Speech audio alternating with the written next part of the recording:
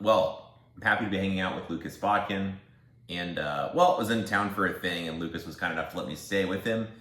And since I'm already staying here, I might as well con you into helping me with YouTube content. So Lucas was gracious enough to record with me, and I have what I think is an interesting topic. We're going to talk about night vision, but for dummies.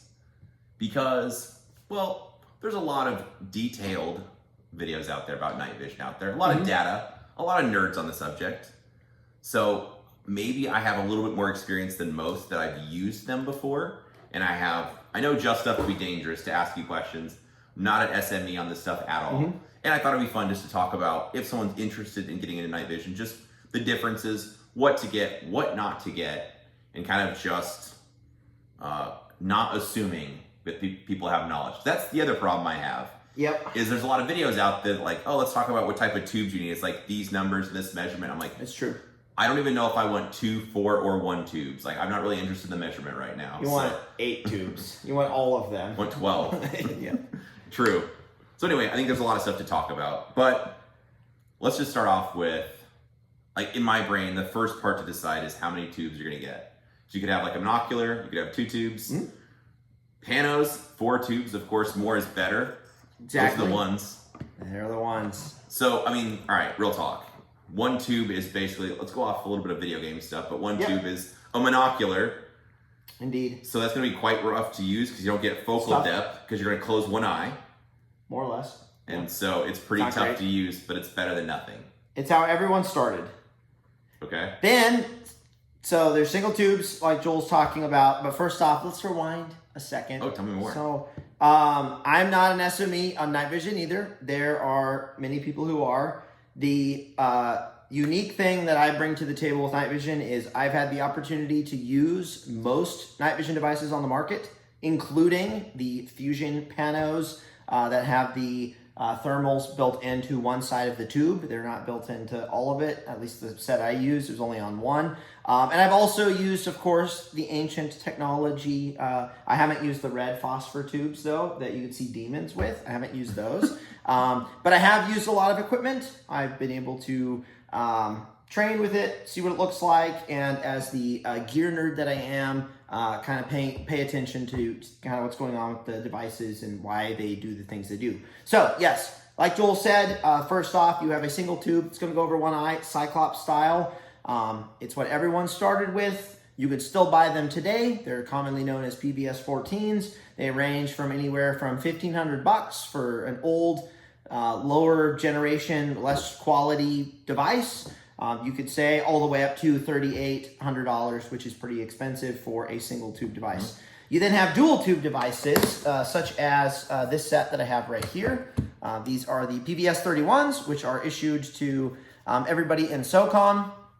And I've had these for a while. You have 2 tubes, but the fun part with 2 tubes is even though you have 2 over your eyes and you think, hey, they're going to give me more field of view, they actually don't. It's the same single tube field of view. You just have it duplicated for both eyes, creating one crisp image for your brain, which is really handy, but you're not actually gaining additional field of view by having both tubes because they're both aimed at the same direction.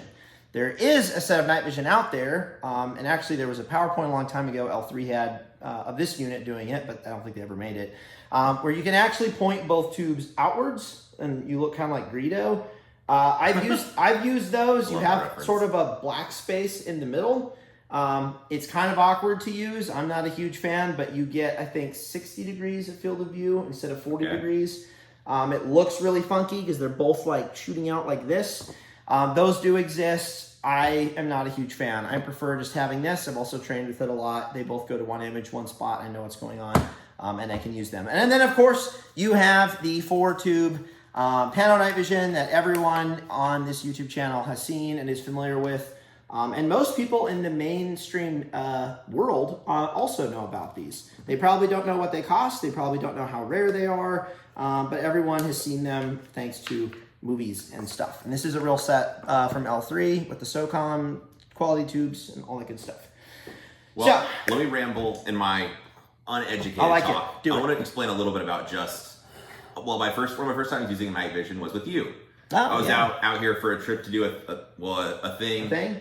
Yeah, and so I was in the area, hung out with you for a couple days, and we went out that one night to go. It was so cold that night with Garrett. It was freezing. It was so cold. Me and Garrett were on the range, and that was my first time using dual tubes. So, for people not quite familiar, it is not exactly like Call of Duty, where you just, like, you pull down you hit the button or whichever. And it just automatically drops. It drops down, and then all of a sudden it was like, I mean, it's a little green, but it just looks the same way as what it would right now, and that's not the case. So, it's like you have toilet paper tubes, or what is the GBRS using what was it? Putting the toilet paper tube on the gun? Yeah. It's just like that. It's just like that. Yep. No, but anyway, it's just like that's all you have, but that is legit it.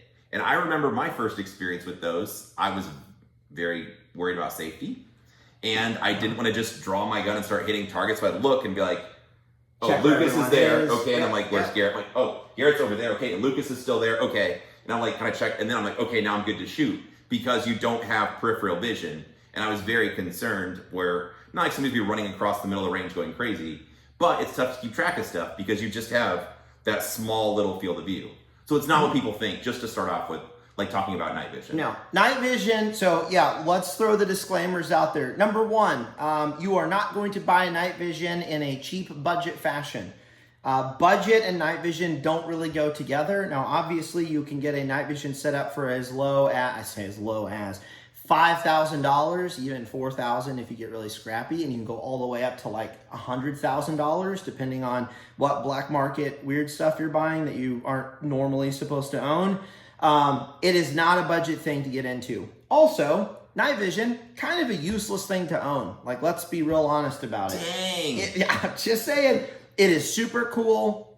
If you train with it, you gain additional appreciation for other parts of the job, which is really fun. If you hunt, super cool. If you take the dogs for walks, also super cool. But unless you do stuff for a living needing night vision, you're spending a lot of money, you're tying up a lot of capital, it's gonna sit in the safe for like 340 days of the year, and you're only gonna go out for like a week or so in a given year shooting with night vision. For me, I know that's the case. I've put on my panos twice this year, and they've been sitting in my safe. So night vision is not this amazing like investment, like preparedness tool that people buy. If you don't have a lot of money, don't even think about buying night vision. Go do other stuff. Go buy a weapon light instead. Go train, get good at shooting.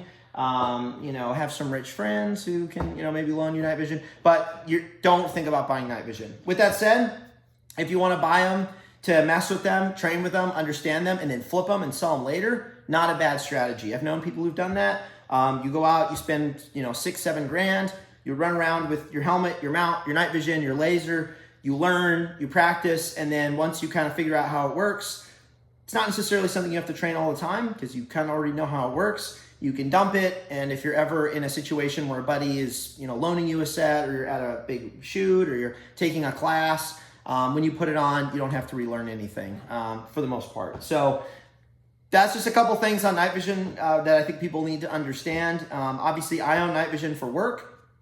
If I did not work in the defense industry, the firearms industry, whatever you want to call it, for a living, although right now I'm in between jobs, I would not own this. I would, for myself and preparedness and for fun, I would own a set of duals. I would still own a ballistic helmet because I run around with folks sometimes. A singular mount, I would have a couple lasers, and that would be it. I would liquidate a lot of this because the justification is not there, and I would go invest that money into other things that are more important.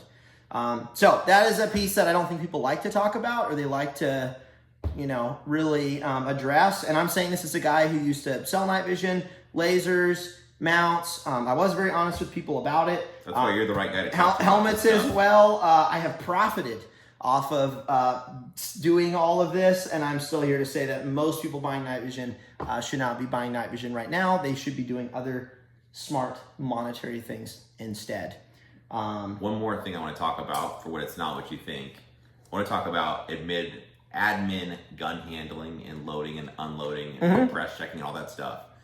The other part that I quickly learned in my few times of using night vision since then is you don't just look down and have something focus right here. Yep. So it quickly became, you might as well be like loading, holstering, unholstering.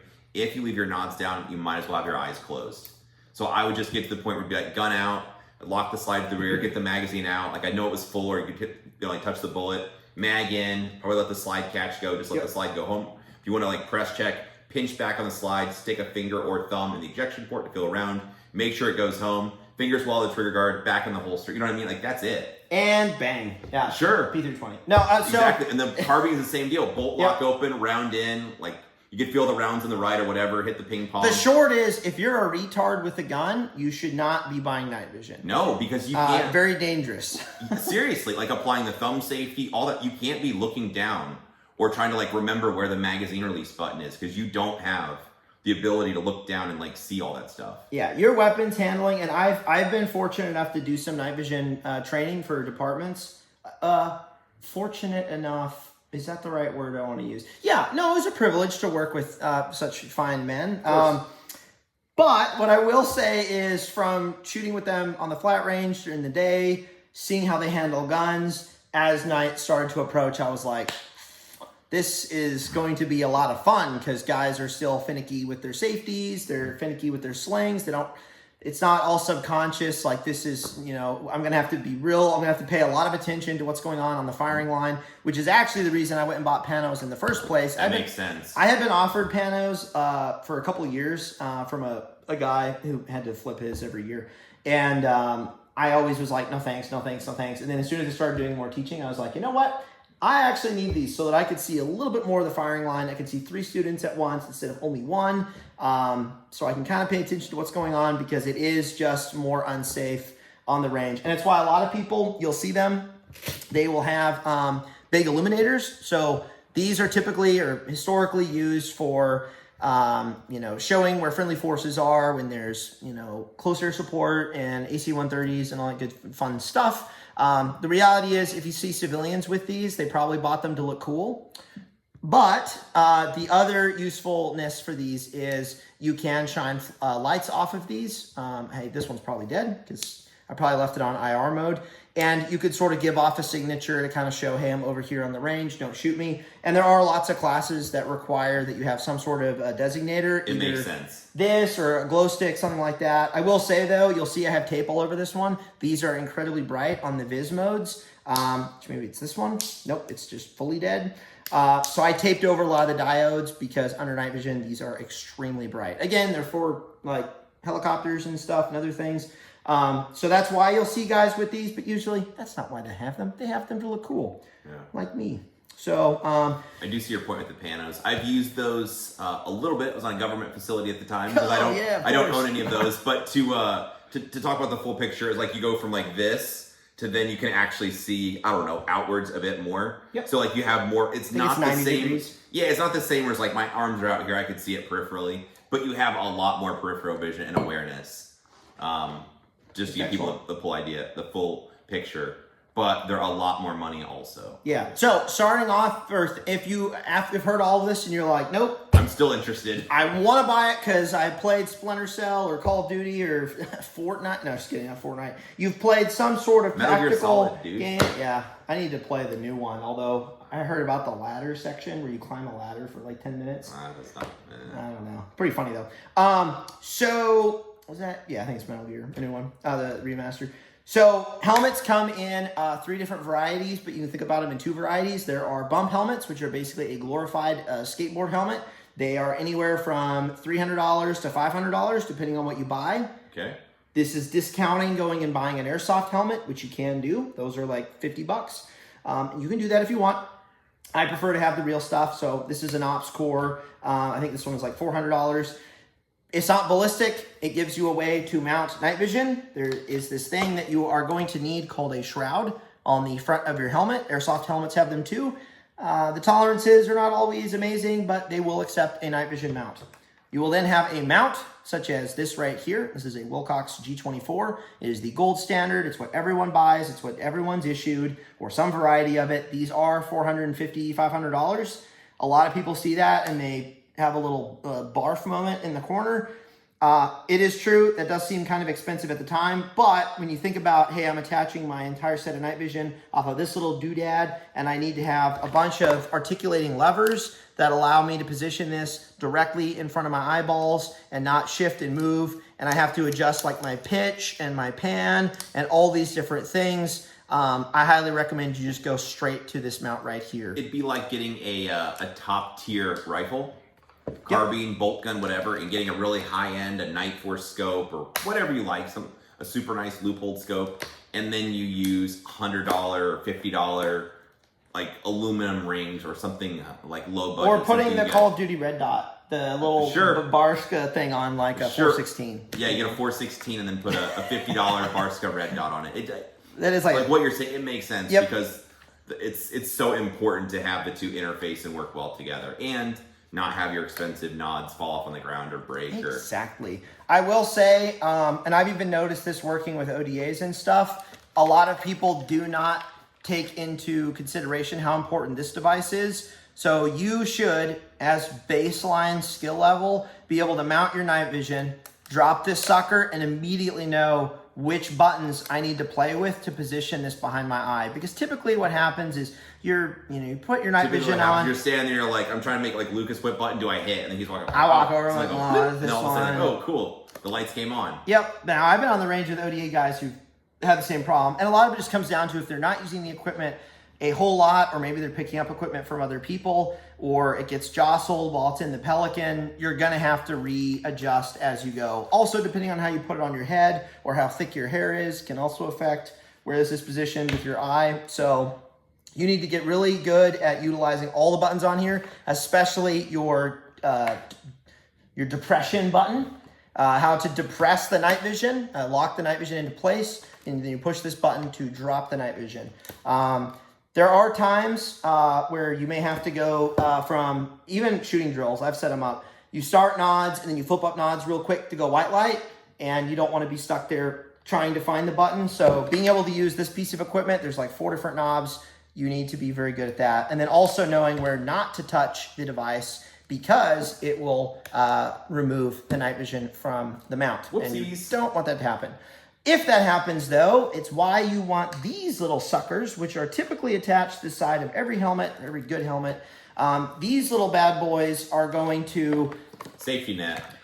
Well, so that's what's funny. These are not necessarily designed to be a safety net for your night vision. Typically, people will attach other lanyards to somewhere on the helmet. Okay. I even developed a product a long time ago for that. Instead, what these are for is actually to stabilize the night vision to, so I can already tell right now, this is completely wrong. So this lever goes up, and then this lever pan needs to go out. There, that's perfect. So these little guys right here are actually gonna hook into the night vision somewhere. And if your night vision does not accommodate these, make it so that it does. Add zip ties, add cabling or something. These are going to add positive tension to the unit. So as you run around, the whole thing isn't moving around. Because you'll see this moves a bit. And like that's by design so that all the shock doesn't exactly go to the unit and destroy things.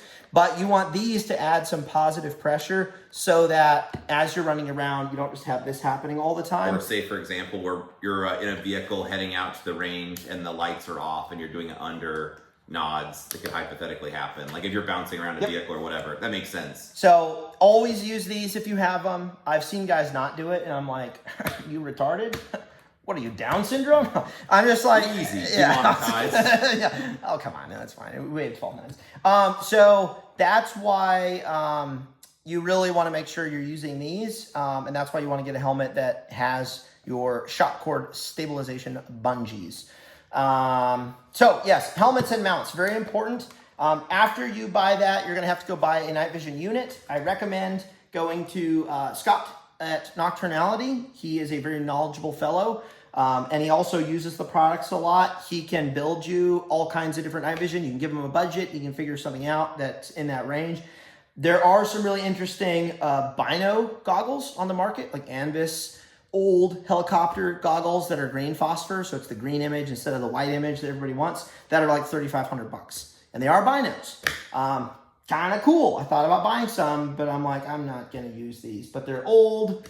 They are kind of cheap for what they are. They're definitely older generation night vision.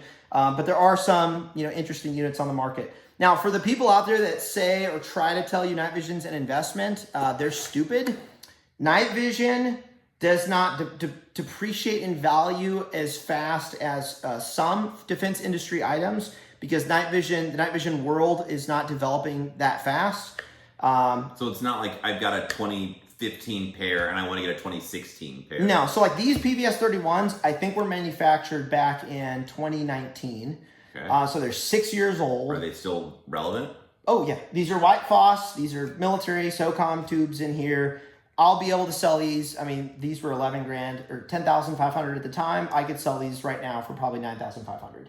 So I'm down a grand, but I've had them for 6 years.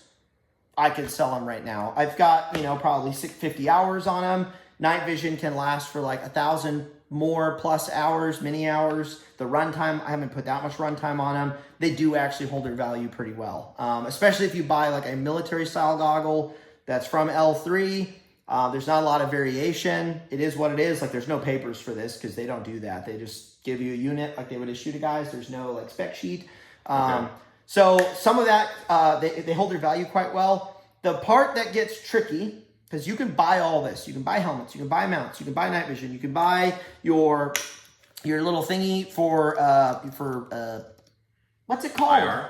No, Pro? no. There's Signature. a tactical phrase that is it's gone. So friendly forces do not mow you down. Thank you. Pretty much that. You sounds can like a buy your technical term, devices. You can buy your devices for that. The part that gets tricky, that is unfortunate, is when you want to shoot a gun while using night vision, and that is what kind of laser you use. So, yeah, that's only a few. Laser technology, unfortunately, is regulated by the Food and Drug Administration.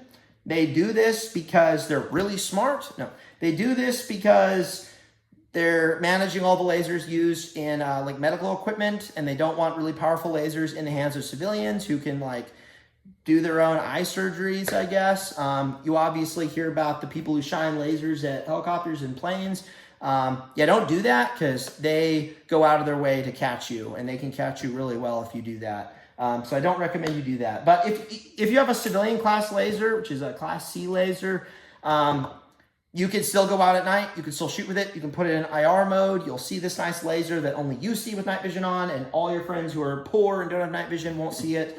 Unfortunately, a civilian class laser that is openly sold to people like me and Joel is not the most powerful. If there's a full moon out or there's a bunch of street lights, it's going to be really faint because there's just so much light that's just washing it out. Noise pollution. Exactly. Or light pollution, I'm sorry. Or it's light pollution. Well, it's actually noise pollution kind of. Through I meant light pollution, but yeah. If you have no moon and there's no ambient light and the night vision can do its job where it's really illuminating what's going on, and you shine that low power laser, you're going to be able to see it like 400 meters, no problem, take shots, really fun. Looks like a lightsaber. It looks like a lightsaber. The nice thing, or I should say the convenient thing is, if you find a reputable source, you can own full power lasers that the FDA doesn't like. They are legal to own. I own many full power lasers. They will cost extra because they're sort of black market, or I'd say gray market devices. So things such as a PEC 15, you'll notice I have the serial number covered. Don't ask why. Another one, same thing. All full power, all legal to own. You're not going to get in trouble unless your serial number happens to match a serial number of a missing unit from a certain government organization. You do not want that serial number floating around on the internet. My devices, thankfully, did not get acquired that way, but I cover up the serial numbers anyway, just for safety. So you will see people with full power lasers running around doing their thing. They paid a ridiculous amount of money to have them, but it allows them to shoot further. If there's a whole lot of light, they can shine their laser through, street lights, or if someone's over here on the range shining car lights, they can see. And so there's a lot of ambient light, but I still want to train with nods. Well, I can put my laser into high mode. I can still see, I can still shoot, do my training. Like more candela with a light, with a white light where it punches farther. The same type of thing with the laser, right? Yep, exactly. It's very similar, and as long as you are in the IR mode, which is going to be device dependent. Read your manual. You can, and also you can just figure it out if you're not dumb. You're gonna have your Viz mode, which is usually down here at the bottom, and then all these clicks up here are different IR modes. Now, the reason there are a bunch of different clicks is some of these clicks are going to just turn on your laser, this guy right here. The other clicks are going to turn on this guy over here, which is an illuminator. This is a flashlight. It is a flashlight that is only visible under night vision. It's going to shoot out a bunch of IR light that it's only visible in the IR spectrum, so other night vision users have to have it, or like a security camera can see it as well. And what that does is, typically speaking, you know, if you're like in let's say a dark building or there's no moon, your night vision can only operate as long as it can pull light and make the light brighter, basically, is what it's doing scientifically. If there's no light available in the space, a cave, a building, or just one of those really dark nights, you're not going to be able to see very well. So that's where you start to introduce IR light into the battle space, to use a tactical term. Oh my. You just put IR light out there so you can see really clearly. Hopefully no one else has night vision, or only your guys. So everything is clear as day. And that's what the illuminators are for. They're like giant IR flashlights so that you see more. It looks just like what you're saying, a flashlight. Yep. You have a big beam or a circle. Yep. It's just wherever you look, it's just more illuminated. And what's cool is on some of these devices, it is very defined. It is way more defined than, say, shining a flashlight like the Surefire. It's dead. I messed with it earlier. Oh, everything's dead around here. So the nice thing is it will be a very clear circle. On some of these older devices like the PEC 15s, it'll be like a circle right here, and then your pointer is directly in the center if you zero it. So it's kind of like shooting with like an EOTech reticle. You can like put your giant beam on the target, and then your center dot is going to be in the very center. You can take shots very fast if you're just shooting inside the big circle. So lasers, you are going to have to go out there and find a laser. Now I'm going to give you a pro tip, a tip that I've given before.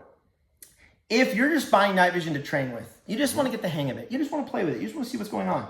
You do not have to go out and buy one of these devices. This one's $1,500. This one's $2,500. This one's $1,500. This one's at its peak was $1,300. Now they're a little bit more. This one $2,600. I don't know. That's an older one. You can go out and buy a nice airsoft laser of sorts, a clone of one of these. It will shoot a Viz laser on the same setting as one of these. It will shoot an IR laser on the same setting as one of these. It will not hold zero the best. I'm just telling you right now. But if you want to get reps of just, you know, my laser's off, I bring the gun up, I turn the laser on, I shoot, I reset, I toggle to my next mode, I shoot a target far away, I toggle back to my low laser because I'm shooting a close target. You can practice with one of these Milsim recreation lasers from Somo Gear or similar company. They're about $400 for like the rip-off Engulf. This is a real one. I've used the fake ones, and yes, they're quite good. They mimic everything on the device, so you can get training reps in. Then, if you ever happen to possess or repossess some of your taxpayer money somehow, or you end up buying one later for $5,000, the training will carry over identically. It'll hold zero like it's supposed to. The laser quality is going to be better. The laser's less blotchy and large than the airsoft ones, but the training repetitions are going to be identical. So if you want to train and use the gear that SOCOM's using, you can go get a fake like airsoft Engulf for $400. You can buy actual good night vision. You can't buy airsoft night vision. It's not a thing, or not really. It doesn't work. But you can skimp on your laser for training. I would not rely on it for any sort of operational use where, hey, I've got to take this shot and I need the laser. I need the bolt to go where the laser's going. And if it doesn't, I go to jail. Not using an airsoft laser for anything like that. Straight to jail right away. You can also get by with airsoft mounts. I've played those a little bit, but again, I prefer just getting the real thing and calling it a day. I like that. What else? What are the questions? All right. Well, some specific questions. Now we've kind of got the big picture of how it all works and goes together. Yeah. Talking through the tubes, it sounds like common sense. Dual tubes is like the place for most people to go on a budget. Just give me a ballpark of like what are dual tubes and how much more are quad tubes? And then next question is, are there features? Like, I don't need all the gigawatts and lumens and all the numbers, but like, is there a feature for dual tubes you want to be like, hey, don't get one that does this. You want it to be able to do this feature. Are there anything along those lines? So what I would say is, if you go look at surplus websites, like, I don't know, there's people selling all kinds of old night vision. Don't buy Gen 2. Just read the fine print, see where they say what generation it is. Now, unfortunately, Gen 3 night vision spans a wide range of quality. It's not like, oh, Gen 3 means they're all like amazing. Like there are Gen 3 tubes that suck. There's Gen 3 tubes that are really, really, really good, like mine. That's where going with someone like Scott over at Nocturnality can be really helpful. He can walk you through it and ensure you get a good unit. Unfortunately, in the night vision world, there are a lot of people who are hobbyists. They enjoy night vision for what it is. Sure. They start a business so that it's a write-off so they can own this. And they do really shady, snake oily things to maintain their loans to the bank and own their own stuff and write it off. And they screw over dozens to hundreds of people. I've known of many companies that do this. It's one reason why at my old company, I was like, I want to sell night vision because I want to put these people out of business because this is some really shady stuff. My understanding is after we started selling night vision, there were a few of those companies that went under. Probably just because of us, but just the market was changing as well. So you do need to be careful who you buy night vision from if it's not a straight up government unit like this L3 PVS31, because they can put different tubes in, they can jank with the unit, they can do weird stuff. There's horror stories of people spending 10 grand for what is supposed to be a $10,000 unit. And what they really got was like an $8,000 unit. They put some Russian tubes inside, some crap, some ridiculous stuff. So if you're spending this kind of coin, you need to go somewhere reputable. I highly recommend Scott. He's going to make sure you're taken care of, and he's been very good for me to work with as well. For binos, so look for Gen 3. I recommend you look for white phosphor. That's the not white phosphorus, not the stuff that burns people alive. White phosphor. That is kind of the gold standard at this point. And if you do plan on reselling in the future, this is a short-term, 2-year thing because you're training and you want to get rid of it. Don't get green. Go get white. Green was the previous one. Green was the stuff that's been around since like the 90s or, 80s, there was the Starlight scopes. Green has been around for a long time. It puts a little more strain on the eyes. There are some really good green quality tubes that are like more recent. But everyone's going to white. It's much more nice to look through. And if you're spending, 6 hours on the range over and over, the eye strain actually does become a bit of an issue. Now, if you're just running around with nods for an hour, you can do green. Like, it doesn't matter. I've done it. Dual tubes, you're going to be paying for a decent set, $8 grand plus, between 8 and 11, somewhere in there. Okay. You could save money by getting housings that do not articulate, that keep the night vision like this at all times. And so you just do this, down, up. You can get good ones for like 7 grand. If you want the articulating ones that you can fold to look cool so that you can have them like this to block the sun. That's why I do this, block the sun from getting into my eyes. You're going to pay an extra $1,000 to $1,500. And then the device that allows you to tilt outwards, like Greedo, again, another like $1,500. All these little features, kind of add to the price. Sure. That's what you're going to pay. Helmets, this one's about $400 or $500. This one is the OpsCore SF. This is $1,800 with nothing on it. This is the new OpsCore SF Next Gen, I think, is $3,000. Oh, baby. They were very kind and sent this one to me. I didn't pay for it. I would have paid for it, though, because, honestly, it's an awesome helmet. But, yes, these helmets these two have ballistic capability. There's a lot of new technology going on right now. I think this one can defeat certain rifle rounds. It's actually kind of wild. And it's lightweight. That's the real big thing is they're trying to maximize, the armor capability of the helmet while keeping it light, because running around with this is not fun for forever, and it will jack up your neck. I know a lot of people with jacked up necks from wearing like this identical setup right here pretty much. So it's very expensive to get into. Your lasers, $1,000 to $3,000, unless you go get an airsoft one. And a couple other accessories I highly recommend that you should already have, if you don't already, a headlamp. I know, funny. I've seen a lot of night vision people show up without any sort of readily accessible light source. If you are trying to have an efficient time on the range, I'm going to tell you right now, night shoots are highly inefficient. It's like 50% of what you might do in the day.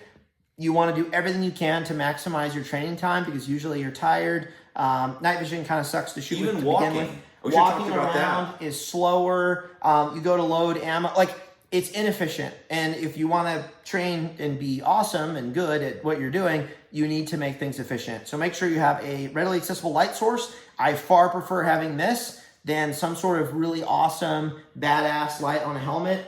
Honestly, I think those things are kind of stupid. Like, usually they're way too powerful. Dudes put them up there to, I guess, blind their buddies or something, like big X300s and stuff. Too much. Also, it's added weight on the head. This can be around my neck. It's way more convenient. Sure.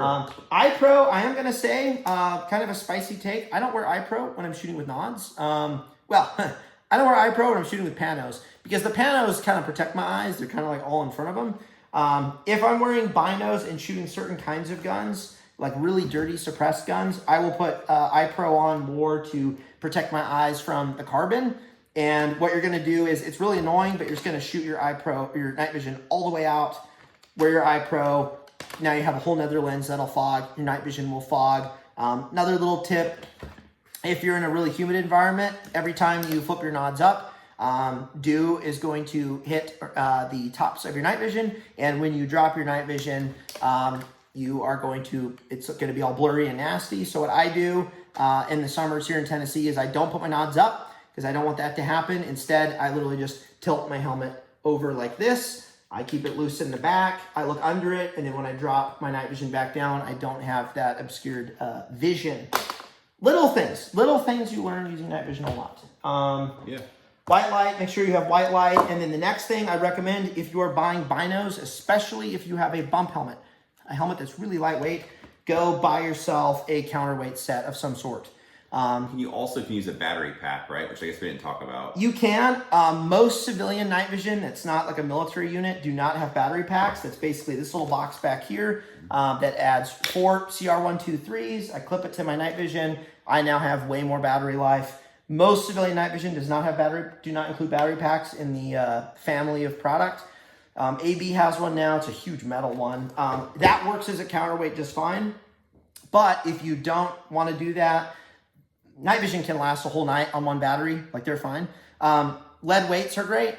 Usually, though, the counterweight sets are really expensive. So one thing you can do, if you can source like some sort of bendable metal from something else, just put Velcro on it.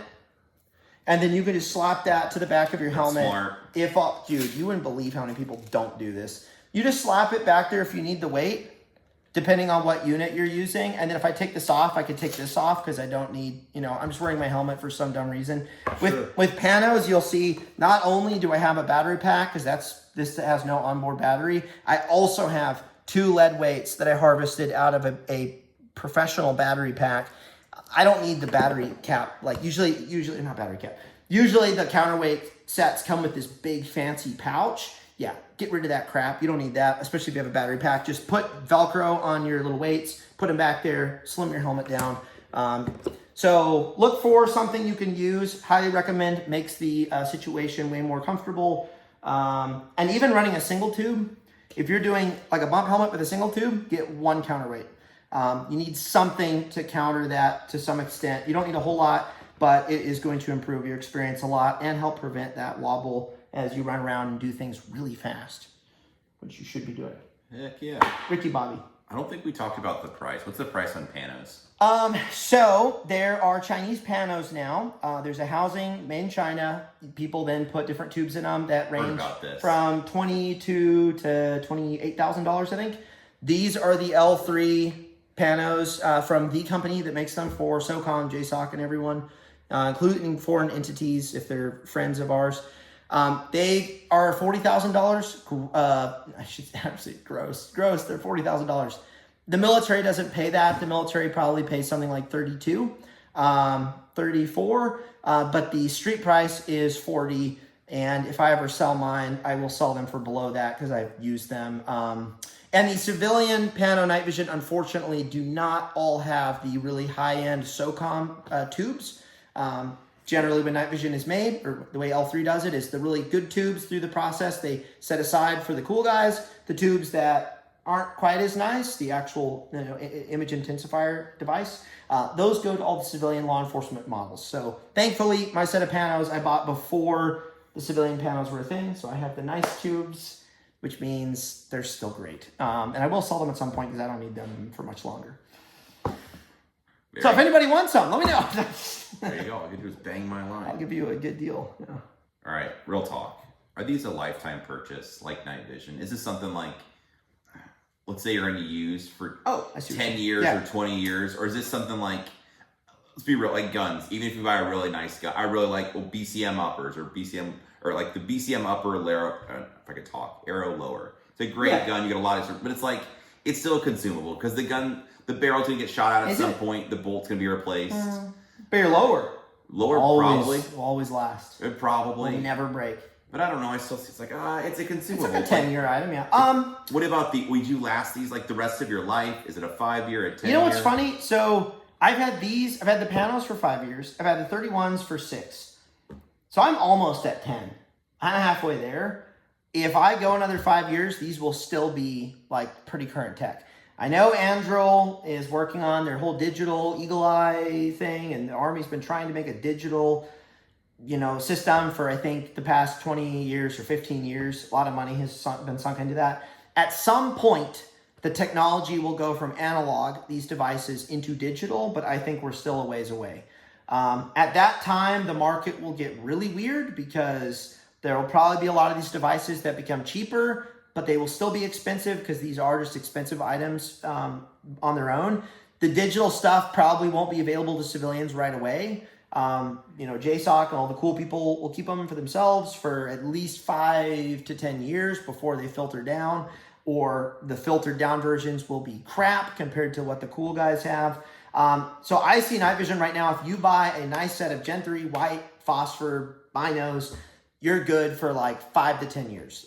You're not going to get outclassed by like, oh my gosh, this new generation tube that intensifies light a little bit better. Like, no, it barely moves. Night vision technology is so freaking slow.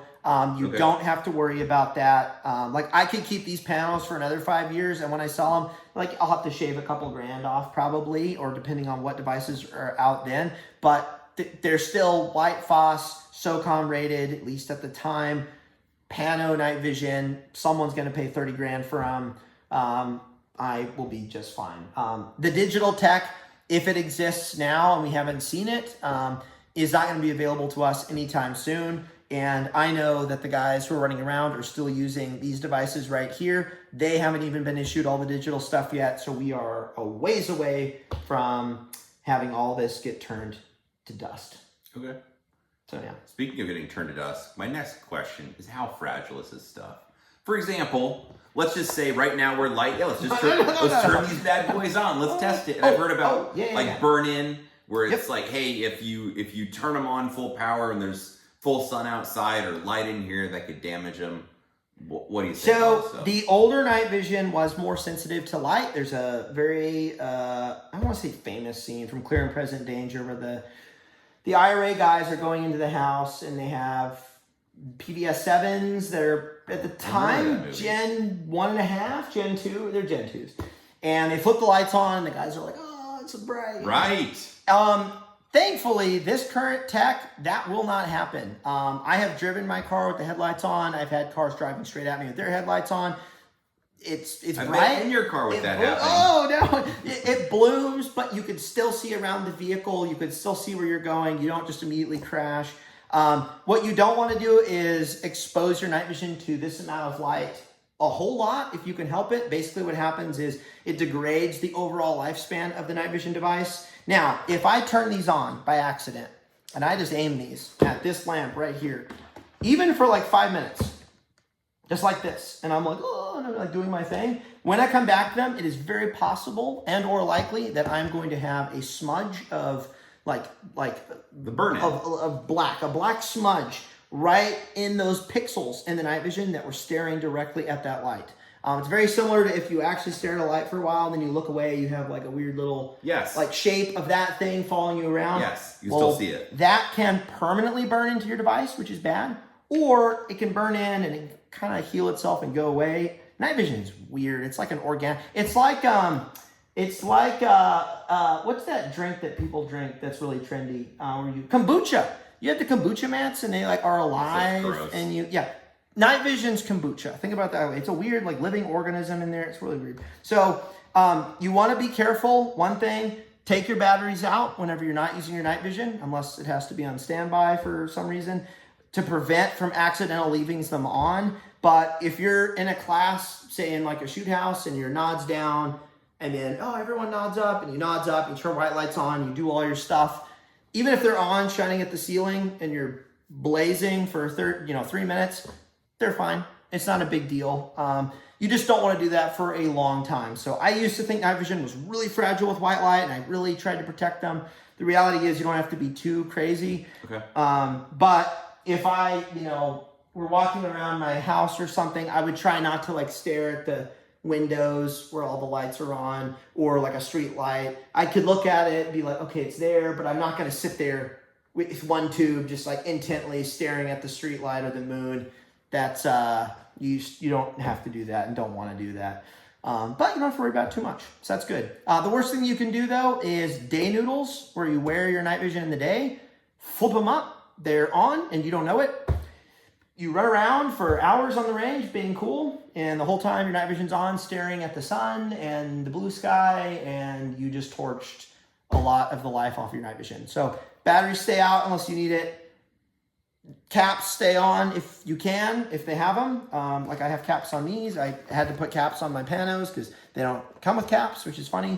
Costs extra. Exactly. Well, yeah, these are fancy ones. They're like $200 each, which is stupid. But yes, you need to try to protect your night vision, but you also don't have to be too crazy with it.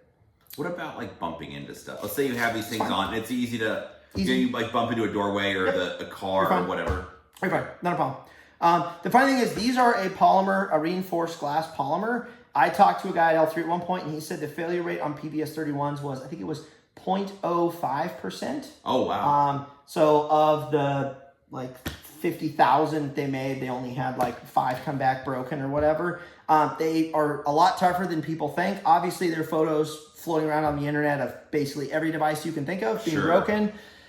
Yes, every device can break, including people. It happens all the time. But they are a lot more tough than people realize. And I have beat the crap out of my night vision, whether it's chucking it around in the bags that they come in, or I like to get a little Pelican like this guy to put my PVS 31s in, throwing this around with them inside, perfectly fine. Obviously, you don't have to do that, but I sometimes, in the heat of the moment at 1 a.m. and I want to leave because I've been working all day, just chuck that sucker. So. Well, you own your stuff. Your stuff does not own you, it's fair to say. Yes. What?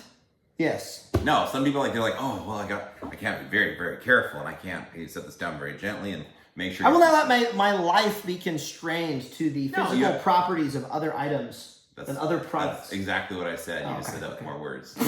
No, you got to use it. Honestly, I'm not trying to blow smoke. That's why I appreciate talking about this stuff, because you are actually an end user. But even more than I consider like an SME. You've trained with all this stuff. You spent a lot of time with it. It's like the first-hand experience of what do you wish it did, what do you wish it didn't do, what do you wish you knew before you bought it, kind of all that stuff. Yeah, so I appreciate that stuff. One thing I want to note, this is funny. This is an $1,800 helmet. This is a $450 mount. In fact, this is a brand new one, and this rattles. So the tolerancing is not amazing. I have had to shim these out many times, and all you do is take tape and put it in there and shim it out, and it'll be fine. You need to expect to do some things like that from time to time with all gun gear. Even night vision gear, as expensive as it is, because things like this happen. But that's funny. That's real funny, but that's fixable, so it's not a big deal. Just tape that up, and then it's fine. It's not a problem. Also, retain the gear on your helmet, battery packs. get shock cord, figure out some way to attach them. I've seen guys slap these on here with no retainer, and then they're like hanging by the Velcro slightly by the end of the shoot. Looks really bad, looks really dumb, and they lose the equipment. Yeah. Big problem.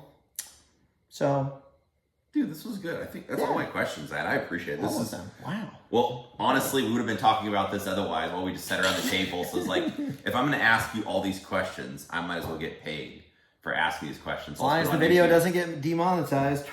I'm not so sure about that. We'll see what YouTube's happens. fine.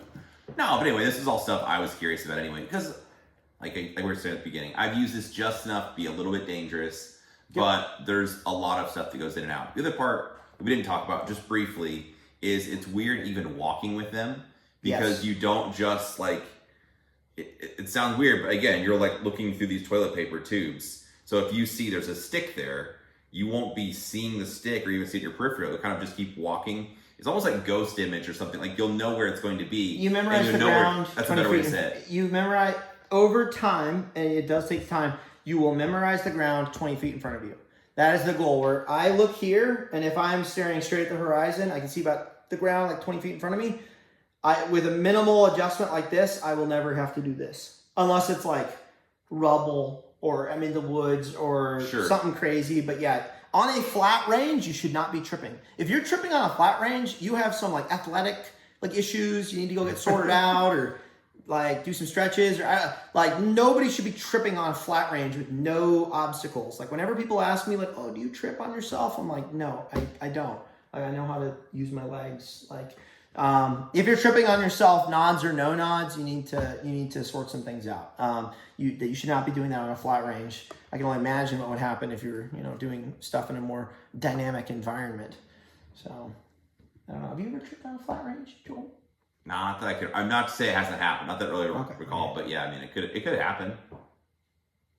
It doesn't happen. It could. It should not happen. No. Anyway, like I guess the last point to impress upon people. Just putting these things on, every task that you do takes more effort. You have to be able to do like gun manipulations without really thinking about them. Stuff you take for granted, like finding where a handle or a door to your car or your gun case or whatever. Yep. All of a sudden it's way different when you're so used to looking at stuff and you just reach over and pick it up. And now you just have less information to work with at times. Exactly. So it definitely takes some practice and getting used to. So even after using them a couple different times, I gotta keep relearning things. It's stuff you just take for granted. The nice thing is you diminishing return. In my opinion, at least, you hit diminishing returns with night vision. If you're purposeful pretty fast, night vision is not something you have to use like all the time. Like I don't use night vision that often, but when I put it on, I'm like, mount, focus the tubes, look at the stars, focus on them, good enough. All right, let's do stuff now. Like I don't have to like dry fire with nods, like do all this stuff. Initially, you have to go do all that, run around in the woods, walk, sprint, run, like do things, learn how to reload with it being blurry, change focus quickly if you are transitioning different distances for whatever reason. But after that, once you kind of understand how it works, it's kind of like riding a bike. It's like, okay, I don't really have to do this all the time, which is nice. It's not like shooting. It's not like shooting where it's like, hey, I have to maintain like some sort of repetition on shooting my pistol and rhythm of training or cadence of training, to use the buzzword. Night vision is not really like that. You've got to put in some time initially, and then you just kind of mess with it here and there, and you're fine. You're not going to lose some major skill. The people that you see who suck with night vision still are people who didn't put in the work at the beginning.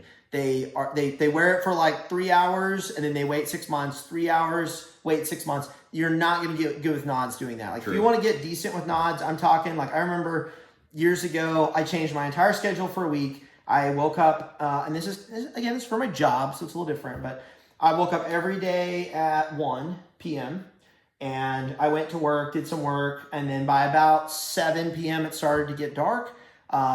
And I ended up shooting with nods while pretty much fully awake. I'm not like sort of that, oh, it's nighttime, I want to go home, From like 7 to 3 a.m. with like saving one energy drink. And I had a schedule of fire and different equipment that I was using each day or each night.